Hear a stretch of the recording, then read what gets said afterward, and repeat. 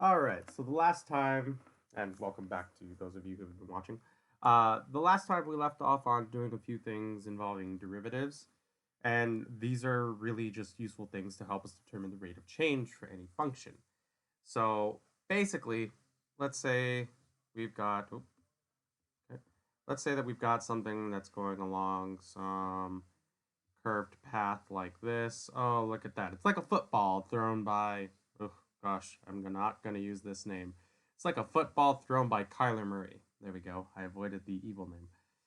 Well, if we take the derivative of this function as it passes through, let's say, this point right here, and it goes to a point right here along the curve, what we're looking for is its rate of change, or how far it goes up, across, how far it moves along the field of play.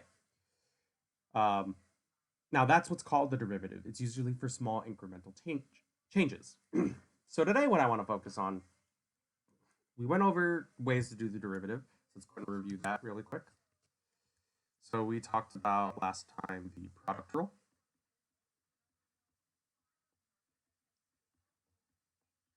And if you don't remember that, that is for any function d by dx. Also, you could take d by dt, d by dy, d by dz, d by d blah, blah, blah. Like, it doesn't really matter. The variable at the bottom just determines what you were deriving with respect to. If that variable doesn't exist in your function, then you're taking the derivative with respect to nothing. So, anyways, you have the derivative of your function f of x with respect to x. And the product rule told us that we had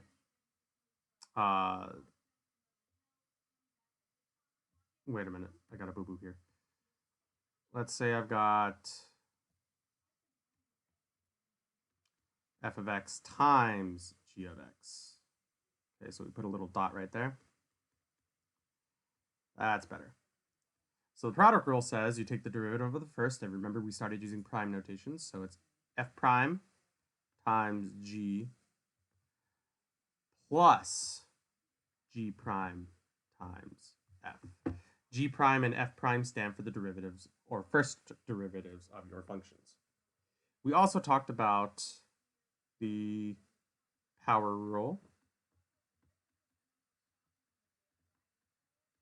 There's a rule we haven't talked about yet called the chain rule. We're going to get into that today, but we're also going to just do some practice. So today's lecture might be a little bit shorter than the others have been previously. So the power rule tells us if we have d by dx of any function that is represented as ax to the nth power, where n could be any integer or number, and a could be anything. So the power rule tells us that the derivative of this function is a times n x to the power of n minus 1. You're going to lower n by 1 every single time, even if it's a fraction. If you have a fraction like 3/4, you're subtracting 4/4 from it, giving you negative 1/4. It goes every single time. Then you have the quotient rule.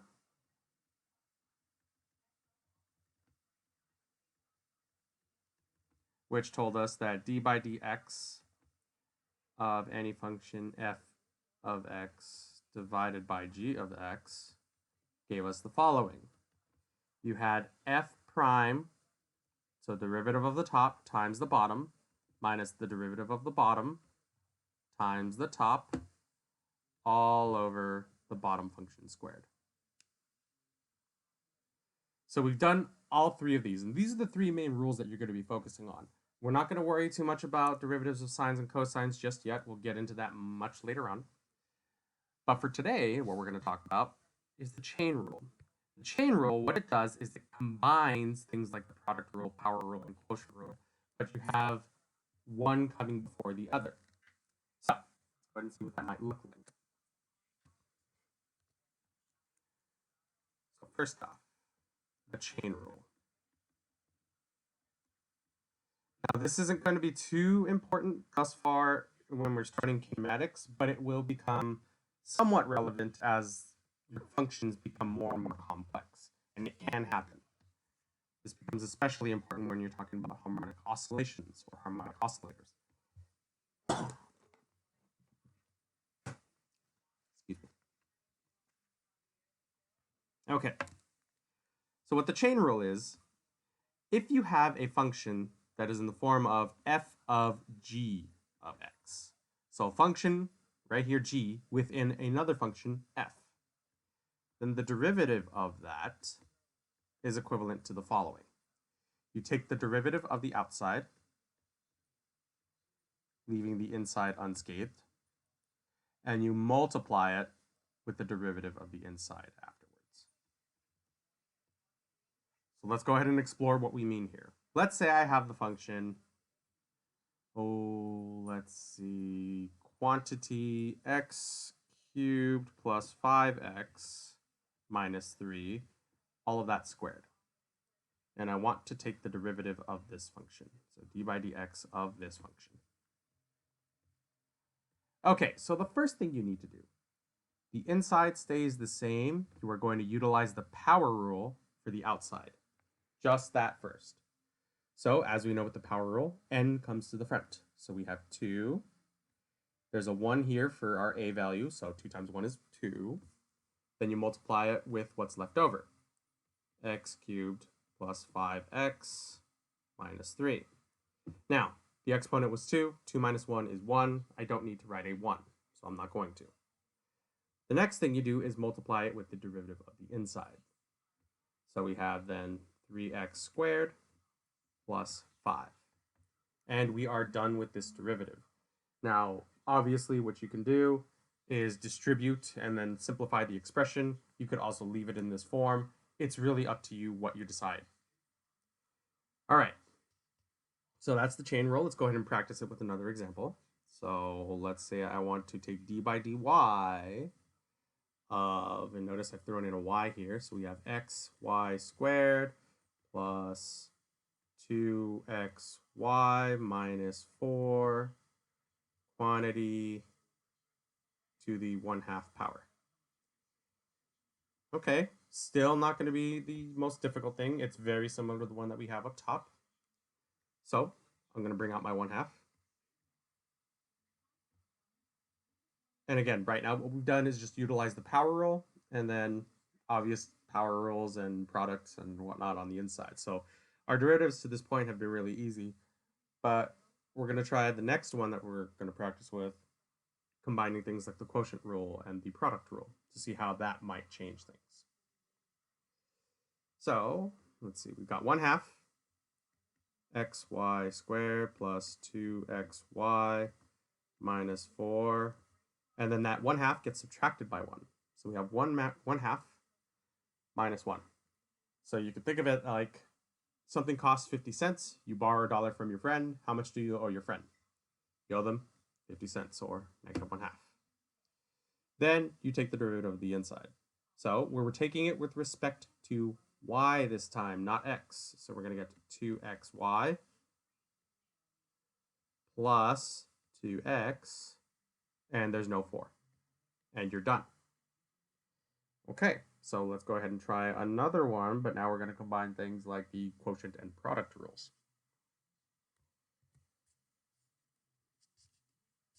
And let's try to make a super problem, in fact. So we're going to combine all 3 rules. D by dx of something just so obscenely grotesque.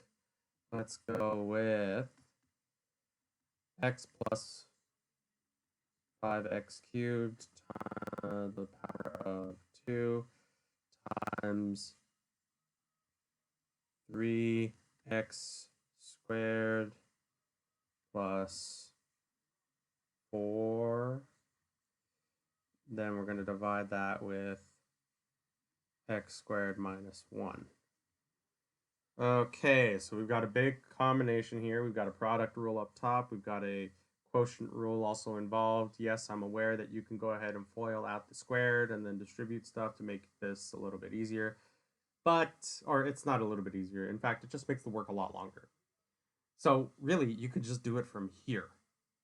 And I would often advise you to just do it from this point, to use that product rule instead of distributing or foiling out and then combining things and then blah, blah, blah, blah, blah, and just getting down to the point where you have nothing more than a quotient rule.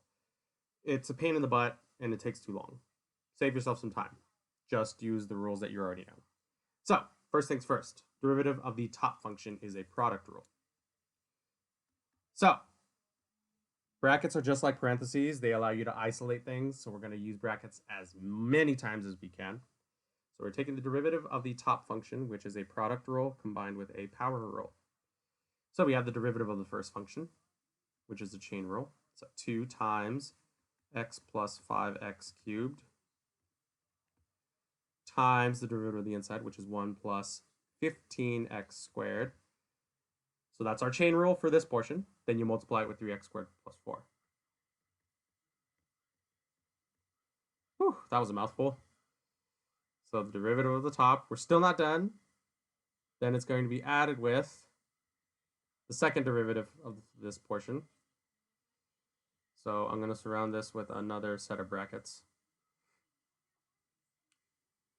So in the second set of brackets, actually, you know what? I'm going to get rid of that bracket. I'll get rid of this bracket. Here's what we'll do. We'll keep that bracket. I'm going to put my plus here. All right, just to keep things a little bit cleaner. So now we take the derivative of the second function next door. And remember, this is just the top function. We still have to do the derivative of the bottom function. So just the top function.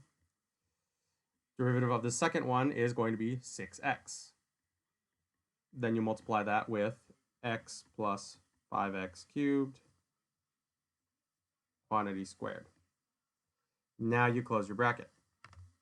That's the derivative of the top. Then you multiply it with x squared minus 1 minus the derivative of the bottom, which is just 2x, really easy on the bottom, times the numerator as it is. So x plus 5x cubed quantity squared times 3x squared plus 4.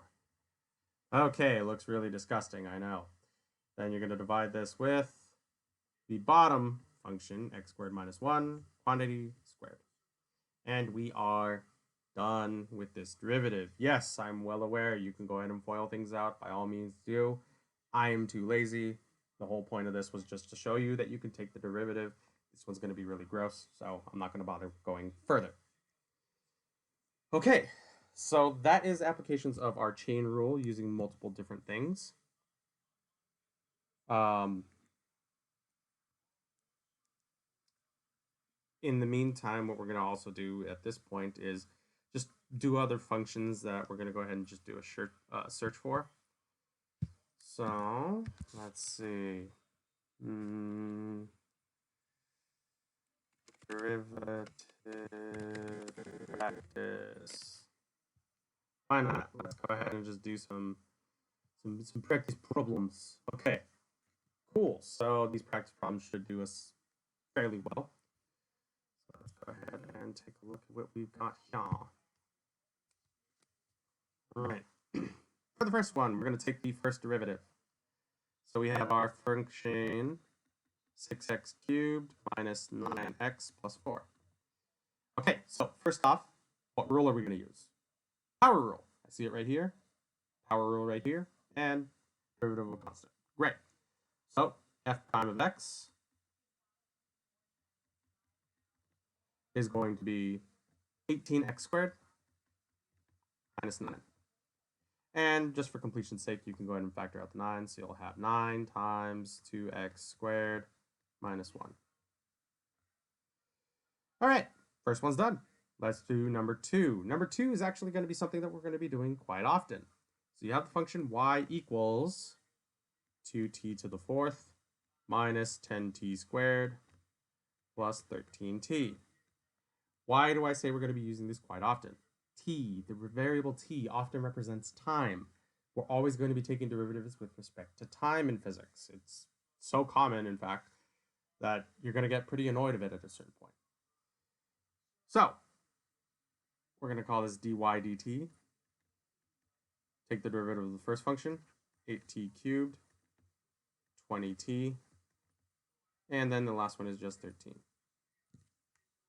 Okay, pretty straightforward.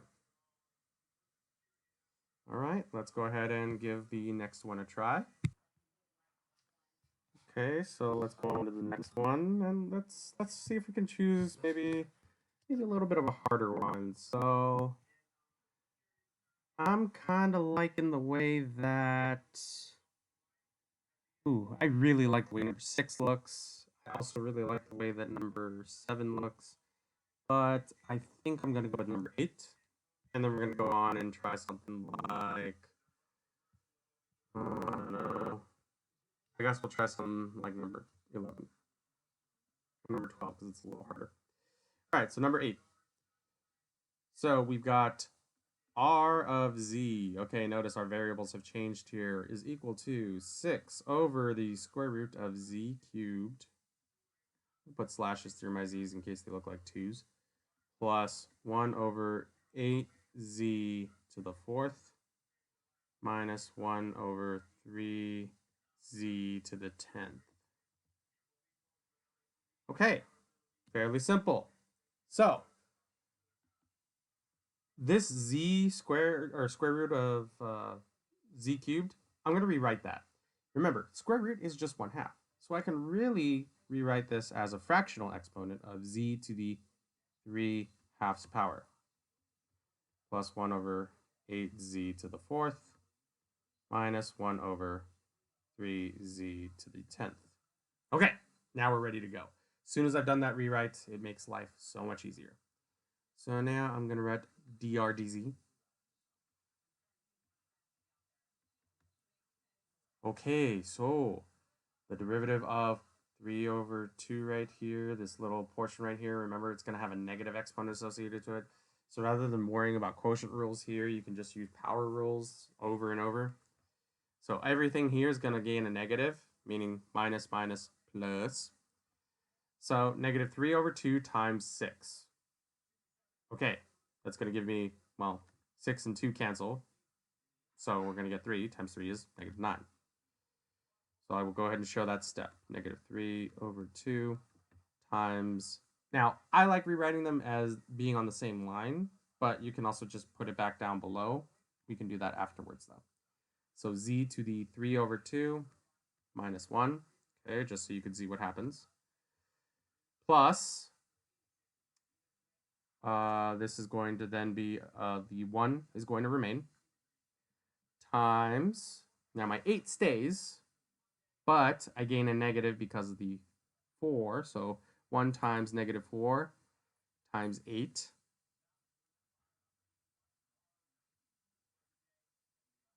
And then z to the,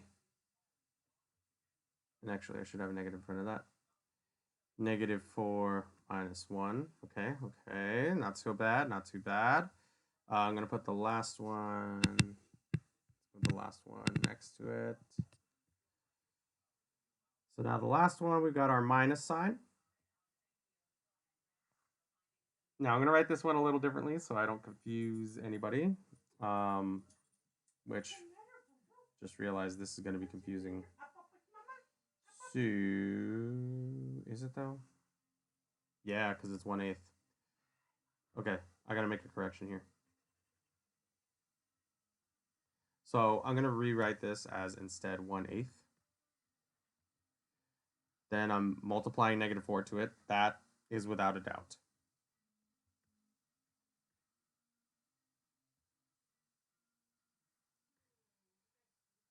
Then it's going to be z to the negative 4 minus 1. Okay, now I'm happy.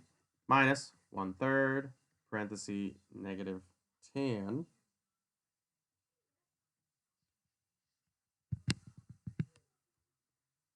And then it's again z to the negative 10 minus 1.